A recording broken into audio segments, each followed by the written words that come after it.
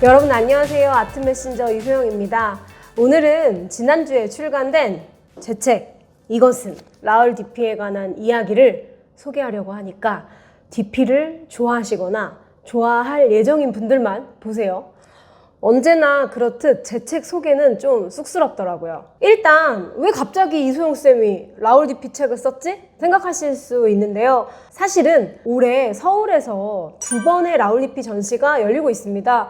아직 진행 중인데요. 저는 미술교육기관을 여러 개 운영하고 있어요. 어린이 현대미술교육연구소 BPC 아트, 또 기업 미술교육 담당하는 소통하는 그림연구소, 성인들이 와서 미술 이야기도 하고 미술 강의도 듣고 미술 실기도 하는 리아트 그라운드, 그리고 또 한 가지가 뮤지엄 교육인데요. 조이 뮤지엄이라는 뮤지엄 교육기관이 현재 예술의 전당에서 열리는 라울 디피전, 색채의 선율전에서 어린이 공식 뮤지엄 교육을 진행하고 있습니다. 그래서 제가 예전 유튜브에 라울 디피에 대해서 2편에 나눠서 소개도 했었고, 혹시 자녀가 있거나 조카가 있는 분들은 조이 뮤지엄 프로그램을 신청하세요 라고 이야기를 했는데, 원래는 전시기획사 측에서 라울 디피 전이 준비 중일 때 저에게 의견을 제시를 해주셨어요.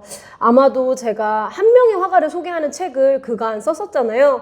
예를 들어 모지스 할머니 평범한 삶의 행복을 그리다, 또 칼라르손 오늘도 행복을 그리는 이유, 이렇게 좀 비교적 한국에 잘 알려지지 않은 중요한 작가라고 생각하는 한 명의 아티스트를 소개하는 책을 썼었는데, 전시기획사 측에서 이번에 이렇게 서울에서 전시가 열리니 한국에 라울 디피 책이 제대로 된 게 아예 없다, 소영쌤의 시선으로 라울 디피를 소개하는 에세이를 좀 써보자.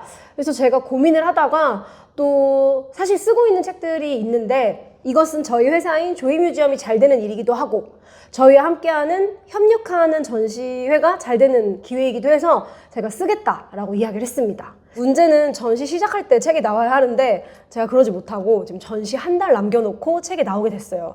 이런 부분이 좀 죄송스럽기도 하고 어쩔 수 없었다라고 생각을 하기도 하지만, 사실 전시가 끝나도 라울 디피에 대해서 궁금하신 분들이나 라울 디피를 평소 좋아했던 분들은 이 책이 제가 과거에 썼던 칼라르손 책처럼 작품을 정말 많이 수록하고 있거든요. 그래서 뭐 도록을 사셔도 좋지만 이렇게 말해도 되나? 도록보다 더 작품이 많이 들어있는 것 같아요, 여러분.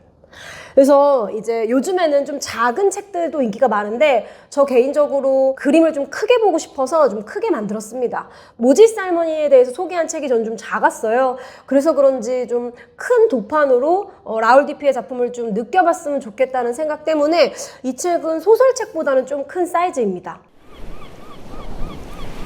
자, 이 책은 라울 디피의 전생애에 걸친 작품을 시간 순서대로 수록하고 있습니다. 디피는 르하브르 출신이고요. 실제로 르하브르에서 태어났지만 파리에서도 활동을 했고 미국이나 독일이나 이런 다른 나라들을 많이 여행을 하면서 자신의 작품에 영감을 받기도 했어요. 디피의 작품을 사람들이 상당히 좋아하는 이유는 디피의 작품이 좀 경쾌하고 아름답기 때문인데요. 사실은 이 디피에 대해서 알면 알수록 라울 디피의 삶이 무조건 그렇게 아름답고 행복한 것은 아니었다 라는 이야기를 좀 하고 싶어요. 그렇지만 디피는 본인이 1차 세계대전과 2차 세계대전을 살아가면서 그런 전쟁의 참담함이라던가 폐허, 불행한 어떠한 그런 시대상들을 그림에 담고 싶어 하진 않았습니다. 그래서 이 책을 보면 디피가 시기별로 어떤 식의 작품 양식들을 표현해 왔는지, 또 왜 디피가 저평가됐는지, 그런 부분들에 대해서도 제가 수록을 했습니다. 제가 이 라울 디피에게 좀 이끌렸던 것은, 책을 쓰기 전부터 저는 사실 라울 디피의 스타일이 확실하다고 생각을 했거든요. 물론 인상파, 야수파, 입체파 이 여러 사조를 넘나들며 활동을 했지만 이 어떠한 사조에도 속하지 않았다라는 것은 오히려 자기의 스타일이 분명하다라는 것을 의미하기도 합니다. 반면 그런 이유 때문에 디피가 인상파를 대표하지도 않고 야수파를 대표하지도 않고 입체파를 대표하지도 않습니다. 그래서 이 책을 보시면 제가 생각하는 디피만의 스타일을 3가지로 정리를 했어요. 그런 지점들에 대해서도 이 책을 읽으시는 독자분들이 좀 이해하셨으면 좋겠고, 또 한 가지는 제가 디피랑 좀 닮았다고 생각하는 부분이 많았어요. 디피는 실제로 화가이기도 했지만 사파가이기도 했고 판화 작업도 했고 직물 디자이너, 타피스트리, 도예, 공공미술 모든 것들을 다 합니다. 즉 본인만의 스타일을 유지는 하되 전 분야를 넘나들면서 활동했던 통합적이고 융통성 있는 아티스트인데요. 어쩌면 이런 지점이 또 디피가 저평가되는 계기를 낳기도 합니다. 제가 책의 내용을 전부 소개해드릴 순 없지만 DP가 왜 다른 화가들에 비해 저평가됐는지에 대해 이렇게 적었습니다. DP는 생각 이상으로 유연한 아티스트였고 개혁적인 인물이었다. 그는 인상파, 야수파, 입체파를 자유로이 넘나들었지만 그 어느 화파에도 속하지 않고 속할 수 없는 경계를 유영했다. 화가, 일러스트레이터, 사파, 직물 디자이너, 패턴 디자이너, 벽화가, 도예가 등으로도 활동하며 모든 창작물에 자신의 다양한 정신을 담았다. 그럼에도 우리는 여전히 라울 디피에 대해 잘 모른다. DP가 다양한 사조를 섭렵하며 본인만의 예술 세계를 구축했다는 점은 오히려 한 가지 사조를 대표하는 화가로 평가받지 못하는 계기를 낳았다.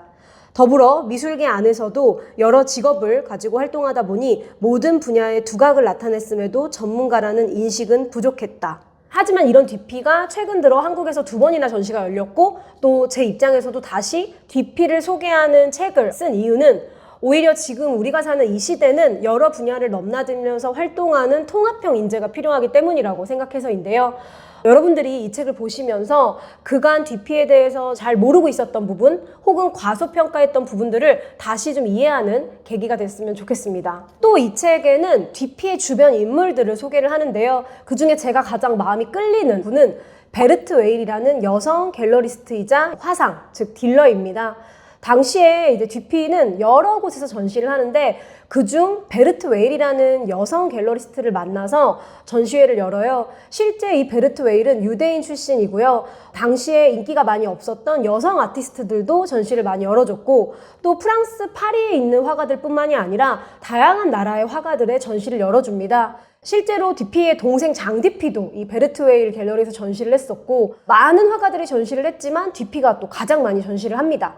미술사가 좀 의아한 게 남성 화상들은 많이 알려져 있어요. 예를 들어 인상파를 대표하는 볼라르라는 화상이라던가 입체파 화가들을 좋아했던 캄바일러라던가 이런 화상들은 우리가 미술사 책이나 혹은 영상에서 많이 만나볼 수 있는데 베르트 웨일에 대해서는 아마 많이들 모르실 거예요. 그래서 이 책에 저는 베르트 웨일 뿐만이 아니라 DP가 좀 투명한 그림을 그리잖아요. 그 그림을 그리게 된 계기가 사실 어떤 화학자 때문이거든요. 메로제라는 화학자라던가 DP랑 평생을 친구로 지냈던 오톤 프리에즈라던가 그런 인물들을 소개를 했습니다. 그리고 또 베르트 웨일 같은 경우에는요, 우리가 잘 알고 있는 모딜리아니의 전시를 했었습니다.